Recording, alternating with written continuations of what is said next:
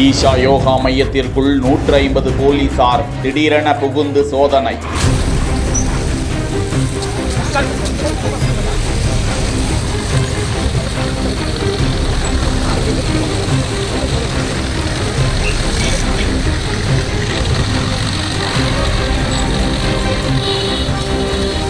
தனது 2 மகள்களை மொட்டையடித்து துறவியாக்க முயற்சிப்பதாக தந்தை தொடர்ந்த வழக்கில் நடப்பது என்ன?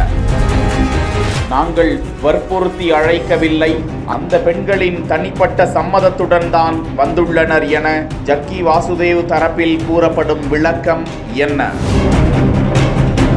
ஈஷா யோகா மையத்தின் மீது எத்தனை வழக்குகள் நிலுவையில் உள்ளன என காவல்துறையிடம் விளக்கம் கேட்ட நீதிபதி.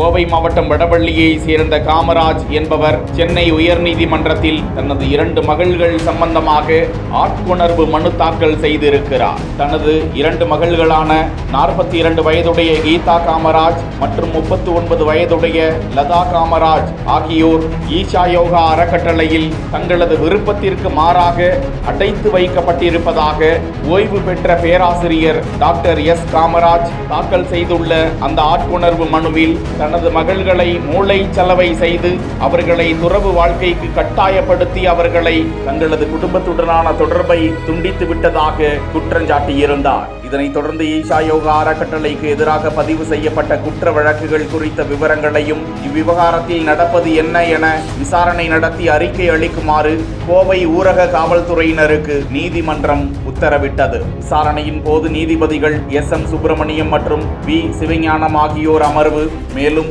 தாங்கள் யாருக்கும் எதிராகவும் ஆதரவாகவும் இல்லை என குறிப்பிட்ட நீதிபதிகள் இந்த வழக்கில் பல்வேறு சந்தேகங்கள் இருப்பதாக கூறினர். ஈஷா யோகா மையத்தின் மீது எத்தனை வழக்குகள் நிலுவையில் உள்ளன என்ற விவரத்தை வருகிற 4ஆம் தேதி காவல்துறை சமர்ப்பிக்குமாறு உத்தரவிட்டிருக்கிறார்கள். இந்நிலையில் கோவை ஈஷா மையத்தில் மாவட்ட காவல்துறை கண்காணிப்பாளர் தலைமையில் சுமார் 150க்கும் மேற்பட்ட போலீசார், சமூக நலத்துறையினர், குழந்தைகள் நல குழுவினர் என பலரும் அங்கு உள்ளே யோகா மையத்தில் இருப்பவர்களிடம் விசாரணை மேற்கொண்டு உள்ளனர். அந்த ஈஷா மையத்தில் எத்தனை பேர் தங்கியுள்ளனர், அவர்கள் விருப்பத்திற்கு மாறாக தங்க வைக்கப்பட்டிருக்கிறார்களா, அங்கு வேறு ஏதேனும் பிரச்சனை நிலவுகிறதா என பல்வேறு கோணங்களில் விசாரணை நடந்து வருவதாக கூறப்படுகிறது. அங்குள்ள பெண் துறவிகள் அனைவரும் தனித்தனியாக விசாரணை நடந்து வருவது குறிப்பிடத்தக்கது.